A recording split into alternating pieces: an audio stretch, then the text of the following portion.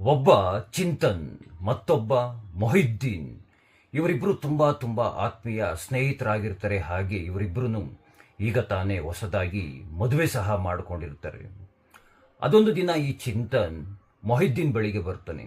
ಮೊಹಿದ್ದೀನ್ ಬಳಿಗೆ ಬಂದು, ನೋಡೋ ಮೊಹಿದ್ದೀನ್, ನಾವಿಬ್ಬರು ಈಗ ತಾನೇ ಹೊಸದಾಗಿ ಮದುವೆಯನ್ನು ಮಾಡ್ಕೊಂಡಿದ್ದೀವಿ.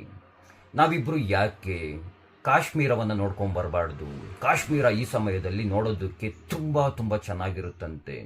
ನಾವಿಬ್ಬರೂ ನಮ್ಮ ಪತ್ನಿಯರನ್ನು ಕರ್ಕೊಂಡು ಕಾಶ್ಮೀರವನ್ನು ನೋಡ್ಕೊಂಡು ಬರೋಣ, ಬರ್ತ್ಯಾ ಅಂತ ಕೇಳ್ತಾನೆ.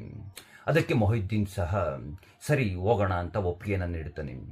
ಚಿಂತನ್ ಫ್ಯಾಮಿಲಿ ಹಾಗೆ ಮೊಹಿದ್ದೀನ್ ಫ್ಯಾಮಿಲಿ ಎರಡು ಫ್ಯಾಮಿಲಿನೂ ಸಹ ಕಾಶ್ಮೀರವನ್ನು ನೋಡೋದಕ್ಕೆ ಪ್ರಯಾಣವನ್ನು ಬೆಳೆಸ್ತಾರೆ.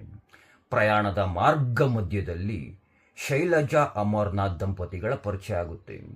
ಶೈಲಜಾ ಅಮರ್ನಾಥ್ ದಂಪತಿಗಳನ್ನು ಸಹ ಕರ್ನಾಟಕದವರೇ ಆಗಿರೋದ್ರಿಂದ, ಹಾಗೆ ಅಪ್ಪಟ ಅಚ್ಚ ಕನ್ನಡಿಗರಾಗಿರೋದ್ರಿಂದ ಈ ಮೂರು ಫ್ಯಾಮಿಲಿಗಳ ಮಧ್ಯದಲ್ಲಿ ಒಂದು ಗಟ್ಟಿಯಾದ ಸಂಬಂಧ ಬೆಳ್ಕೊಳ್ಳುತ್ತೆ.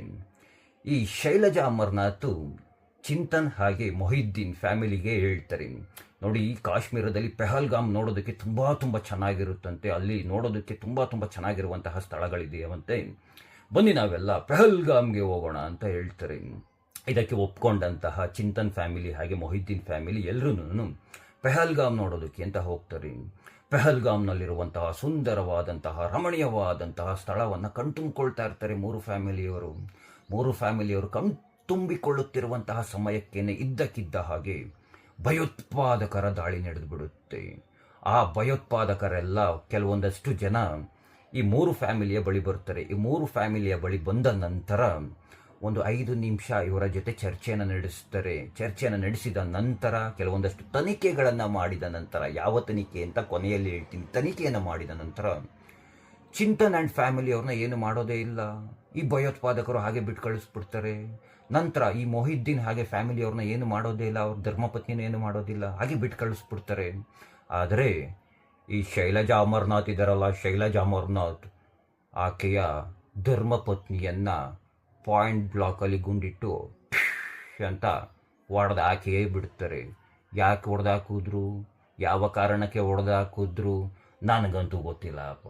ಯಾಕೆ ಹೇಳಿ, ನಾನಂತೂ ಪೆಹಲ್ಗಾಮ್ಗೆ ಹೋಗಿರಲಿಲ್ವಲ್ಲ. ಇದಕ್ಕೆ ಉತ್ತರವನ್ನು ಈ ಶೈಲಜಾ ಅಮರ್ನಾಥ್ ಅವರೇನೇ ಉತ್ತರವನ್ನು ನೀಡಬೇಕು. ಯಾಕೆ ಹೇಳಿ, ಪ್ರತ್ಯಕ್ಷವಾಗಿ ಯಾಕೆ ಹೊಡೆದಾಕಿದ್ರು ನನ್ನ ಗಂಡನನ್ನು, ಯಾವ ಕಾರಣಕ್ಕೆ ಹೊಡೆದಾಕಿದ್ರು ನನ್ನ ಗಂಡನನ್ನು ಅಂತ ನೋಡಿರುವಂಥವ್ರು ಇವರು ಮಾತ್ರ. ಇವರೇನೇ ಇದಕ್ಕೆ ಉತ್ತರವನ್ನು ನೀಡಿದ್ರೆ ತುಂಬ ಚೆನ್ನಾಗಿರುತ್ತೆ ಅಲ್ವಾ? ಉತ್ತರ ಬರುತ್ತಾ ನಮಗೆ? ಖಂಡಿತವಾಗಿಯೂ ಇಂತಹವರು ಉತ್ತರವನ್ನು ನೀಡೋದಿಲ್ಲ. ಇಂಥವರೆಲ್ಲ ಯಾವ ರೀತಿಯಾಗಿ ಅಂದರೆ ಹೇಳ್ತಾರಲ್ಲ, ಬಿಡಿ, ನಿಮ್ಗೆ ಅರ್ಥ ಆಗಿರಬೇಕು ತಾನೇ ಯಾಕೆ ಶೈಲಜಾ ಅಮರ್ನಾಥ್ ಅವರ ಗಂಡನನ್ನು ಹೊಡೆದಾಕಿದ್ರು ಪಾಯಿಂಟ್ ಬ್ಲಾಕಲ್ಲಿ ಅಂತಂದ್ಬಿಟ್ಟು.